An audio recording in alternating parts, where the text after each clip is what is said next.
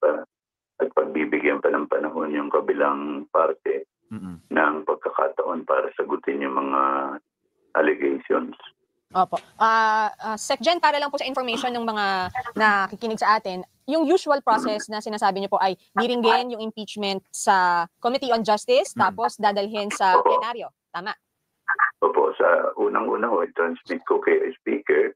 Iglesia ni Cristo, yung peace rally na yan ay walang halong pamumulitika, kundi ka pa naman bobot, siraulo, gago, di puta, walang niya, gago, demonyo. Ha? Halatang halata eh.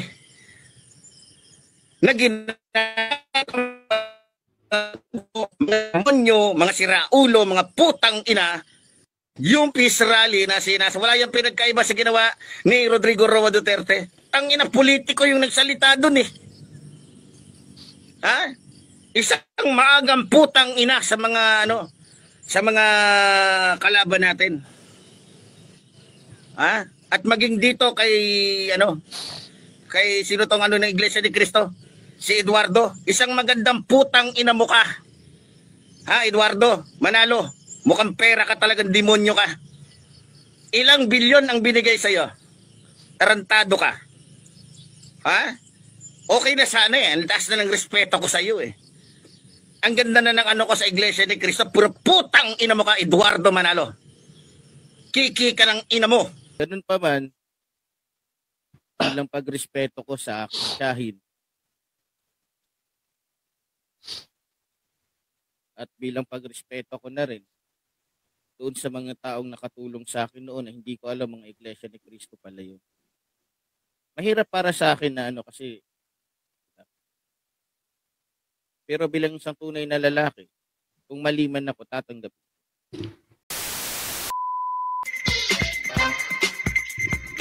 Yes. Magandang hapon muli sa atin mga kasamaan. Dito na naman si Kuya Goods nagbabalik. At syempre, kung hindi ka pa nakasubscribe sa ating channel, pasubscribe na lang po at hit mo na rin yung bell para lagi kang updated sa ating mga video. Anong meron? Meron kasing matapang, ha? Nabalitaan nyo ba? Napanood nyo ba yung matapang? Yung nagmura sa leader ng isang religious group. Nagtapang-tapang. Grabe kung makapagsalita si Kuya. Kuya! Pasensya ka na. Nalate kasi ako na reaction yung video mo. Masyado tayo na busy kahapon. Kaya ngayon ko i-reaction yung video mo. Kuya! Bakit naman ngayon nag-iiyak ka na at humihingi ka na ng sorry? Samantalang kahapon ang tapang-tapang mo. Ibig sabihin, yung diin mo sa pagmumura, Kuya, wala kang pakundangan. At dinamay mo pa yung mga miyembro. Kuya, wag ganun. Hindi ko alam kung saan mo kinuha yung tapang. Yung galing ba yan sa puso mo o galing sa... galing lang sa tigas-tigasan ng tuhod mo, Kuya. Kasi naman, Kuya, wag mong dadamay kung hindi ka naman pinapakilaman. Kung content lang hinahanap mo, mag-content ka lang. Wag ka magmumura. Yan ang number 1 na ikapapahamak mo. Lalong-lalo na, dinamay mo yung isang religious group. At yung leader pa, hindi mo ba alam, Kuya, ang kwento? Mamaya. Baka yun sa dulo na ating video, mamaya, mga kasama. Pero bago yan, syempre, isang like, isang share. August po tayo dyan at share yung video at i-like. Ngayon, mahina po ata ako sa inyo, Parang hindi nyo ata pinapanood yung araw-araw po tayo may upload, umaga at hapon. Napapansin natin parang, humihina na, hindi na ata ako malakas sa inyo mga kasama, Parang hindi nyo na sinishare yung video natin. At ito, ano kwento sa atin na Robin? Pero mamaya mga kasama, yung kwento ng mamang matikas ko, yun lang, napanood ko kasi. Kaya ako nasabing matikas ko, kasi bumilib ako sa kanya nung bumibira siya ng bumibira. Pagkalipas ng 12 hours, mamaya, pagdating sa dulo ng video. Abangan nyo, Ito na, Robin, chikadora pa na to, matapos mabisto ni Mayor Magalong, lumagpak sa survey. Kahit hindi gawa ng survey, talagang lagpak po talaga. Robin, pasok mo. Chikadora, sorry Nang dahil sa kapabayaan mo, Yan. sumadsad na ang tiwala sa'yo ng maraming Pilipino. Matapang at walang kinatatakutang isiniwalat ng veteran journalist, TV news anchor at radio DJ na si Ted Filon ang realidad at katotohanan ng hindi raw matanggap ng maraming supporters ng administrasyon, kung saan tila malapit na raw sumadsad sa low rating ang mga trust and approval rating ni Pangulong Bongbong Marcos dahil sa kanyang samot-saring kapabayaan, partikular na ang kanyang pangakong hindi naman ito tinutugunan. Nag-viral sa social media ang naging pahayag ng veteran news anchor sa kanyang radio program sa TV5, kung saan tahasan itong sinabi on Nationwide TV na hindi biro ang implikasyon ng pagbaba ng rating ng Pangulo dahil nagpapatunay lamang raw ito na hindi na siya gusto ng maraming Pilipino. Totoo naman, totoo. Bukod sa kanyang mga pangakong napako, tila problema raw ng taong bayan sa pamahalaan ang kutakot-takot na korupsyon na hindi man lang raw ginagawa ng solusyon. Bukod pa dyan, mga kasama, yung binunyag ni Congressman Sid kaharap at nagsalita na rin si Pangulong Duterte. At andun din si Atty. Vic Rodriguez. Pasensya na medyo sinisipon ako. Kita nyo naman, dun pa lang, lalo na nalaman na ating kababayan na talagang wala talaga ibang klase. Sabi mo, may blanco yung mga dokumento na yun. Yun ay legitimate na document. Legal na dokumento yun. Dapat, walang blanco kasi pondo ho ang pag-uusap doon. Kaso nga lang, may naka-blankat doon at may naka-indicate pa doon na to follow na lang ika nga. O parang pwedeng kung kakailanganin na parang ilagay, pwede. Nakakagulat. I-correct nyo lang ako kung mali ako sa sinabi ko. Tatanggapin natin yan. At ngayon, di ba, doon pa lang, ngayon, naggandaliti na yung ating kababayan. Lalong naggandaliki. Kaya, galaite. At ito pa, sa survey, wala na nga sa survey, natabunan pa na ito, lalo pang nasapawan, ng tipaklong. Lalo pa siyang nadiin ngayon. Ibig sabihin, wala na sa survey, hindi na siya bumabango, meron pang kabantutan na nabulgar. O, kita nyo? O, tuloy. Ang kanyang administrasyon. Gayon din daw ang patuloy na pagtaas ng inflation rate sa bansa, pagtaas ng mga pangunahing bilihin at pagtaas ng samot-saring kriminalidad sa iba't ibang sulok ng Pilipinas. Simple lamang raw kasi ang pangarap ng taong bayan at ito pa rin ni Pangulong Bongbong Marcos ang kanyang mga ipinangako noong 2022 election na tila ngayon ay sabay-sabay na naglaho. Hindi raw magtataka ang maraming taong bayan, maging ang news personality na si Ted Filon, kung sasadsad sa negative ang rating ni Pangulong Bongbong Marcos pagdating sa approval at trust rating nito sa samot-sari survey dahil kitang-kita naman raw na imbes na paunlad, tila palubog pa raw ang Pilipinas. Yan, totoo. Panoorin ang... Mamaya natin panoorin yan. Masasabi ko lang dito. Oo, talaga namang ramdam ng taong bayan yung paglubog. Di ba? O, nasan ba yung sinasabing project, yung continuity? Wala pa rin naman pakita Natatabunan lang siya ng mga controversial ika nga na ginagawa nitong mga bakulaw sa kamera. Yung dapat sa kanya sisilipin, natatabunan dahil meron. Kalakip na, alam nyo na, sabi ni Aling Dolores, kalakip na 777 at meron pang 30-30-30. Doon, nakapokus na sila doon. Yun na ang laging inaabangan ng mga bakulaw sa kamera. Para lang, ika nga, magaling daw yung lulong Yung lulong, magaling. Sila daw yung nagmamanipula kung paano paikutin itong mamamayang Pilipino. Wow! Ngayon, gising na ho at lumabas na mga katunayan. Lalo pa, nag-warning na rin ang ating dating Pangulo. Diba? May sinabi siya doon. Huwag niyong lokohin ng taong bayan. Huwag niyong lokohin. Pwede kayong makulong. Kung sino-sino yung pumirma sa BICAM na yan, naku po, mag-ingat-ingat kayo, sabi ni Allen Jesse. Bakit? Yung pinirmahan nyo, ibig sabihin, dapat yun ay Walang error, walang mga ganung blanco-blanco. Bakit yung binasa nyo ba? Magaling to si Allen Jesse. At syempre, magaling din si Congressman Sid. Wala, yung ibang taga Bacolao doon, yung mga Bacolao, wala, hindi na pinapansin eh. Lalo na yung pumirma mga senador. Parang wala lang sa kanila. Bakit? Alam na. Ngayon, ito si Congressman Sid. Alam niya yung mga error, alam niya yung mga hindi nga masasabing hindi masasabing accurate, hindi masasabing legal. 'Di ba? Pwede mo masabi, parang walang visa na yan kasi may pandodorobong nangyayari. Ayun na sabi ni Ramon. May pandodorobo. Isang panlilin lang yun. Paano kung ilagay doon sa blanco yung amount na, ito, dagdag natin dyan para makubra natin doon, Di ba? Gano'n kagaling si Congressman Sid. Kaya kayo mga taga-Davao, huwag niyong bibitawan yung congressman na yan. Matapang at lumalaban. Tuloy.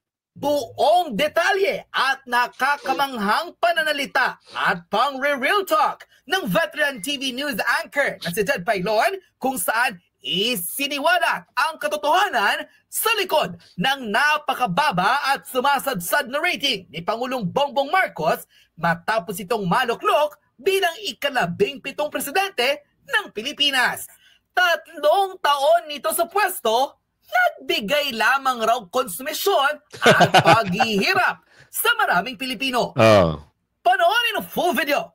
Sa loob po ng panunungkulan ng Pangulong Marcos, magmula noong June 30 ng 2022 hanggang ngayon, ito ang pinakamabilis na bagsak. Nilang pareho. So, magmula sa excellent, yan, di ba? High, yan. And then, tawag ka rito, yung isa pang level. And ngayon po nasa moderate. Ang next niyan, low na, mababa na. So dito ho talaga maaari natin sabihin, kasi ako naniniwala ko sa sino man pong presidente ng Pilipinas o anuman pong matataas na posisyon sa gobyerno, they have the capability and resources to conduct monthly survey practically. Nagsusurvey yan sila. May sarili silang survey firm actually. Opo, at buwan-buwan alam nila yung trust at approval ratings nila. At sigurado ako, itong gantong mga kilos po na siguraduhin, kasi nga yung promise na 20 pesos, hindi na matutupad yun. Hindi na matutupad yun.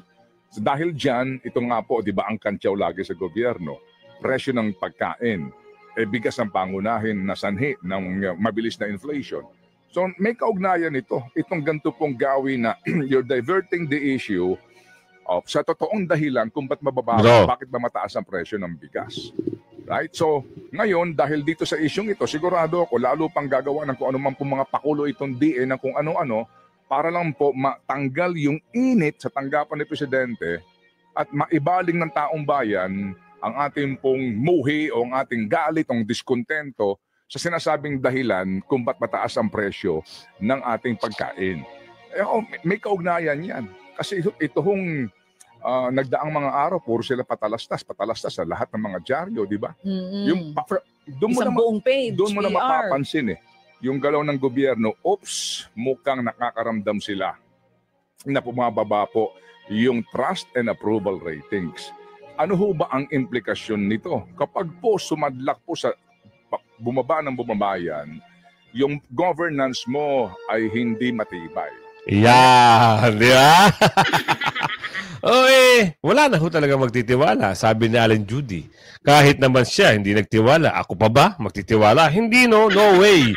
At saka, kung magkakaroon man ng pagtakbo, kung sino yung kamag-anak nito mga nakaupo ngayon, no! It's a big no! Ayoko na mapabudol. Ayoko na magpabudol.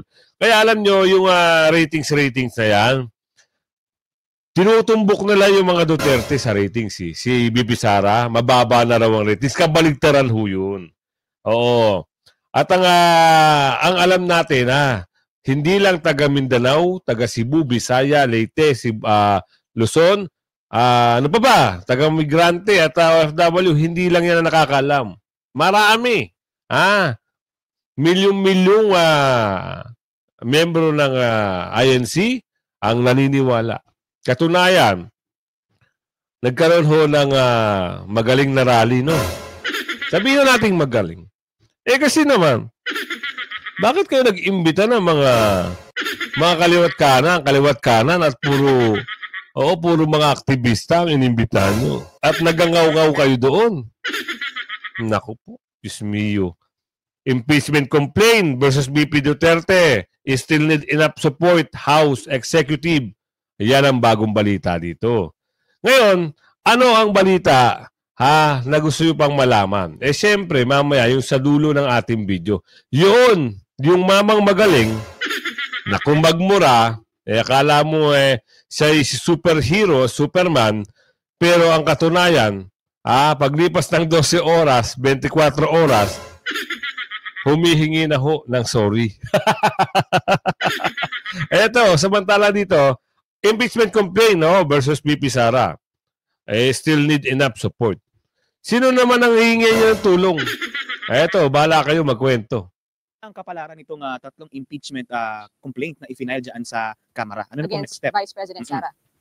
But as I've said earlier, naghihintay po kami doon sa fourth complaint na tinatawag or consolidated complaint na sinabi naman ng tatlong grupo na nag-file ng 3 complaints earlier. Opo. Bakit kailangang hintayin pa, sir? Hindi ba pwedeng idiretso na sa office po ng Speaker? Hindi po kasi nakiusap po sa akin itong mga House members. Hintayin lang sila kasi alam niyo naman ang dahilan, no? Ang dahilan kasi ay kung gagamitin natin itong usual process, no? Wala nang panahon para mag-prosper ito sa House of Representatives. Ito tanong, ipigilin ko na lang si Kuya, yung nagsasalita. Nakiusap sa iyo. Pinagbigyan mo naman, Kuya. Ngayon, in favor pa pala sa mga kasama mo, di man. Sabihin na natin hindi mo kasama, hindi mo sila kakilala. Pabor na pabor ho yung ginagawa ninyo dito sa gusto nyong isulong o gustong isulong ng mga Congress Bakulaw. Hinihintay pa ninyo yung pang-apat Bakit tayo nyo isulong? At gusto nyo yung pang-apat ay maging pabor na pabor at mapabilis. Dahil konting pirma na lang. 103 na pirma para diretso impeach na. Wow! Hindi ba panliling lang na naman niya, Kuya, sabi na Aling Genevieve. Galing nyo gumawa ng hakbang! Hindi ho natin alam, Aling Genevieve, kung talagang yan ho talaga planado o pilano. Ganun lang kasimple, Aling Genevieve. Tuloy! At trial sa Senado. Opo. Pero ang nasabi po sa inyo ay meron daw po ba talagang fourth impeachment complaint or parang pinapadelay lang para hindi talaga ma-endorse itong tatlong impeachment complaint? Well, hindi ko po matatanong ang kanilang motibo, no? Itong mga nakikiusap sa akin, ano? Pagkat sinabi naman nila na pagkasunod natin itong regular process, given the very tight time frame, no? Itong dadaanan itong proseso na to, hindi ko magpo-prosper po ito. Opo, kasi ang masasayang lang kanilang pagod. Opo, kasi nga. Di ba? Sabi na masasayang lang kanilang pagod. Kailangan, mayroon naman silang plan C. Yung plan A hindi umubra. Yung plan B hindi umubra. Plan C, mga kasama. Ito ay opinion ng ating kababayan, si Aling Marites. Taga Leyte siya. Ang plan C, papatapusin yung eleksyon bago ma-impeach. Kasi medyo ilang taon pa bago tumakbo si BP Sara. Kasi di ba nagpahayag na si BP Sara. Kinukonsider niya na yung pagtakbo. Nagsalita siya sa Japan. Kinukonsider niya pagtakbo. Ngayon yung plano, okay, gawin muna natin ito. Wag mo muna natin patapusin natin eleksyon para doon natin ipapasok ngayon. Sino-sino na naman to? Paano kung hindi na manalo itong mga durobong kongresista na bakulaw? Sino ang magpapail niyan? Meron pa po magpapail niyan. Andyan pa yung mga bakulay na taga Malaysia. Andyan pa yung andyan pa. Meron pa nga silang na-recruit ng mga taga-bundok at nagbabaan sa EDSA noong nakaraang araw. So ito na ngayon magsusulong sa Plan C para lang ma-impeach si BP Sara. Pero hindi pa rin magwawagi yan. Alam nyo bakit? Nagbabala na naman. Sino? Aba, wag ho kayo magpapahuli ha. O meron nung ugong-ugong na sa 25, meron na naman. Hindi pa tayo sigurado, pero may ugong-ugong. Kaya abangan natin sa sunod na araw. Mas maganda sa maganda, lagi kayong tututok sa atin. O tuloy. Po yung pangamba ng ilan, kung hindi pa po mai-endorse kay speaker, baka abutan na tayo na naman ng session break. Hindi na talaga siya natalakay. Well, ang mahirap po kahit naman abutan ng session break po, mukhang mahihirapan po kung dadaan talaga sa Committee on Justice pa at pagbibigyan pa ng panahon yung kabilang parte ng pagkakataon para sagutin yung mga allegations. Opo. Secgen, para lang po sa information ng mga nakikinig sa atin, yung usual process na sinasabi niyo po ay diringgin yung impeachment sa Committee on Justice, tapos dadalhin sa plenaryo. Tama? Opo. Sa unang-una ho, i-transmit ko kay Speaker, tapos he has 10 session days bago ma-submit sa plenary, sa Committee on Rules muna, and then Committee on Rules plenary, and then plenary to the Committee on Justice, no? At doon na po yan magkakaroon ng pag-examine kung mayroon ng nagpo-comply itong impeachment complaints na ito in form and in substance. Opo. Pero sir, ang impeachment complaint ba kailangan talaga ipadala as in one go? Hindi ba pwedeng ipadala yung 3 muna tapos kung meron pang 4th impeachment complaint, ihabol na lang? Yun nga po wala akong restriction naman sa 4th complaint, no? Ang magiging problema lang po kasi pagka pinail natin itong 3, wala nang complaints na i-entertain, no? Dire-diretso na po kasi yan. So, kung wala ko silang makukuhang supporter, no? So, parang nag-support lang po 3 congressman, +1, so +2. So, 3, 2, 1. So, 6 na congressman lang po yung nakuha nila. Opo. At pag yan po duman sa Committee on Justice, assuming mabilis po ang proseso doon, kailangan po 1/3, simple 1/3 or simple majority pag sinalang na po yan sa floor. Opo. So kumbaga, parang nagngangalap pa rin po sila ng suporta. Kaya opo, kasi with the present support na 6 po, wala akong mangyayari dyan. Even sa Committee on Justice po, bago yan makalusot, kailangan po yung simple majority ng members. Kita nyo na. Lumalabas, itong mga ito ay humihingi ng suporta. Doon saan? Sa mga bakulaw, sa 300 bakulaw, kung sino-sino ang pipirma doon. Diba? Gets? Out!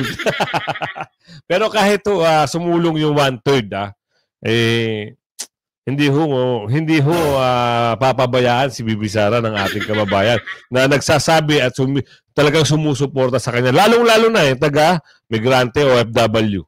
Milyong-milyong ating kababayan talaga ang nagbibigay ng suporta kay Bibi Sara at sa mga Duterte.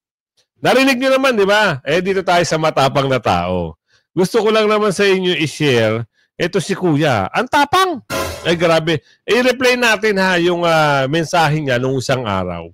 At bakit nagbago ang kwento sa pelikula. Ito na.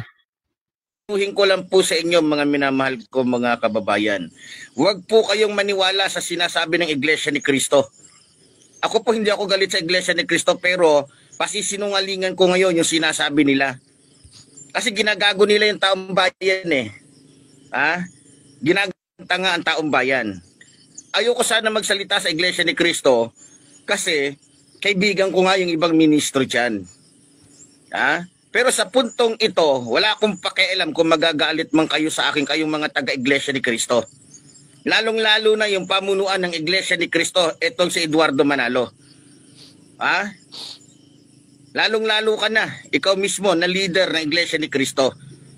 Nung umpisa, hindi ko pa kayo masyadong kasi akala ko talaga yung sinasabi niyong National Peace Rally para magkasundo. Pero hindi.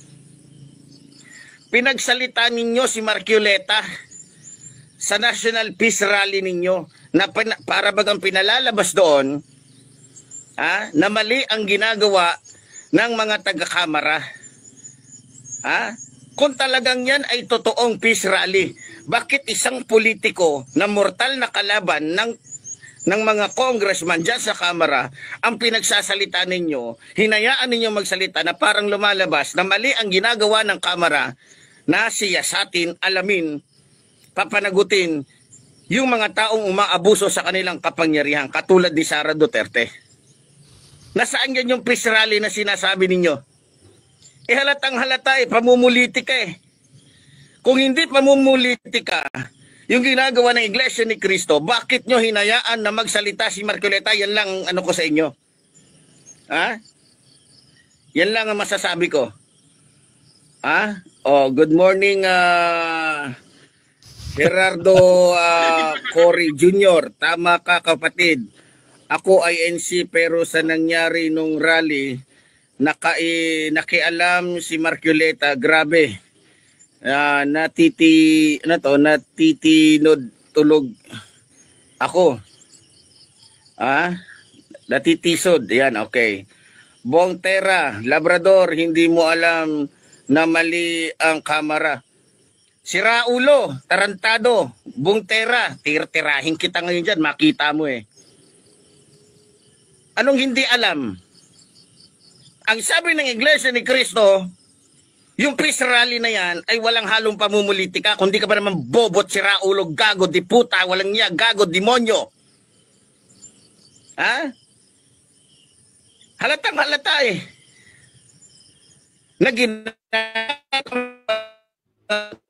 demonyo, mga sira ulo, mga putang ina, yung peace rally na wala yung pinagkaiba sa ginawa ni Rodrigo Roa Duterte. Anong ginawa ni Rodrigo Roa Duterte?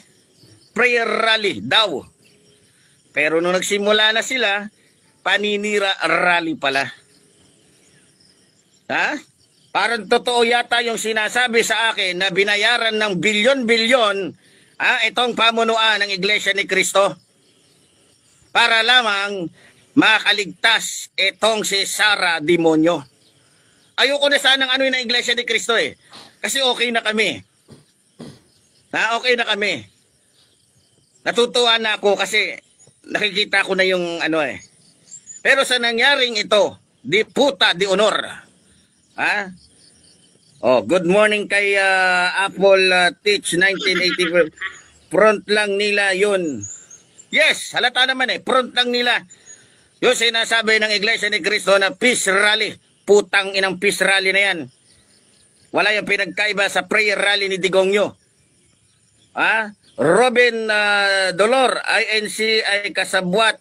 Manalo, ano ba yan? Tingnan nyo ang reaksyon ng mga Pilipino.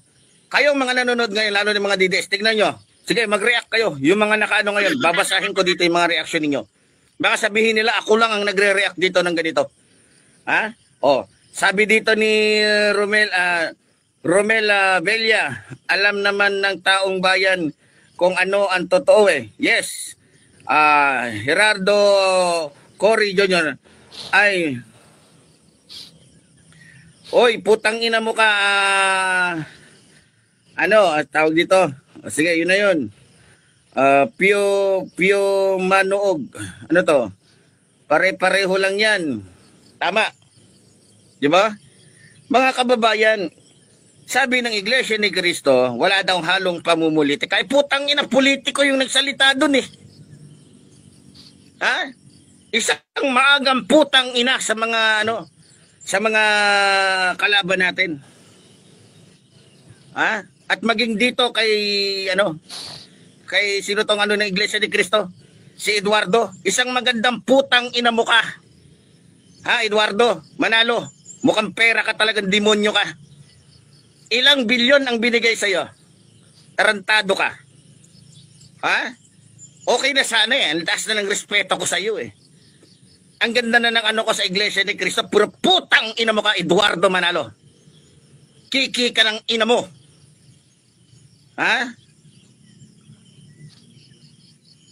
Anong pinag-usapan ninyo ni Marcoleta? Anong pinag-usapan ninyo ni Sara? Porket ba kaibigan, kakampi ng mga Duterte si Marcoleta? Ayan, tinulungan nyo si Marcoleta. Ang sabi nyo, walang pamumulitik ang halo. Pero pinagsalita nyo sa entablado, yung budlat na mukhang buteteng na pisat. Ha? Walang halong pamumulitika. Alam niyo mga kababayan, delikado po ang bansa natin. Dahil sa nakikita ko, kapag ang mga membro ng Iglesia ni Cristo mayroong kapangyarihan sa ating bansa, sasakupin tayo ng Iglesia ni Cristo. Nako po. Kuya! Buti nakapag-isip-isip ka at humingi ka ng pasensya. Nako po, hindi mo kilala yung... Nako po, mahirap magsalita. Pero ito, pakinggan natin. Ha, yung kanyang... Bakit kuya, parang ang amo mo nga ata ngayon? Ito ha. Sana lang kuya, wag mo na ulitin na. Lalong-lalo na sa mga religious group at saka yung mga taong hindi mo kilala na dinadamay mo. Kuya, next time ha, wag. Sorry at nasama kita sa content ko. Kasi ikaw naman, pakabait ka. Wag mo nga dadamay yung mga taong hindi naman dapat kasama. Sige ito. Sa pagkalalaki ko, kung ako ay ihingi ng dispensa. At sabi ng aking tiyahin, huwag maniwala sa mga nagtatanggap na balita. Dahil sisiguraduhin ko sa iyo, ito po ay kapatid po ng aking ama. Sabi nga niya, sa tagal niya na sa pagiging Iglesia ni Cristo, ni minsan hindi niya nabalitaan na ganun ang pamamaraan ng Iglesia ni Cristo. Sapat na daw para makaakay ng tao yung aral nila. Sa totoo lang, hindi ko alam. O baka pareho kaming sinasabog ng Iglesia ni Cristo at ako. At sabi niya sa akin, maraming Iglesia ni Cristo doon sa ipil ang humahanga sa akin. Pero dahil nagulat sila, hindi ko rin sila masisi. At ganun pa man, alam ng taong bayan na kaya ako nagagalit dahil ayaw ko ng korap. Ayaw ko ng magnanakaw. Ayaw ko ng niluloko ang ating mga kababayan. Kaya nandito ako. Pinaliwanag ko rin sa tiyahing ko yung side ko. Na hindi po ako nagsasalita ng para sa akin. Nagsasalita po ako dito at nagbubulgar ng mga katiwalian ng mga kababayan natin mapang-abuso. Ngayon, sabi po sa akin ng tiyahing ko, obserbahan mo at pag-aralan mong mabuti ang mga aral ng Iglesia ni Cristo. Bigyan mo lang ako, anak, sabi niya, ng kahit 6 months o 4 months para maliwanagan ka at baka ginagamit ka lang para masira ang Iglesia ni Cristo. Ganun pa man, bilang pagrespeto ko sa aking tiyahin at bilang pagrespeto ko na rin doon sa mga taong nakatulong sa akin noon na hindi ko alam mga Iglesia ni Cristo pala yun. Mahirap para sa akin na kasi pero bilang isang tunay na lalaki, kung mali man ako, tatanggapin.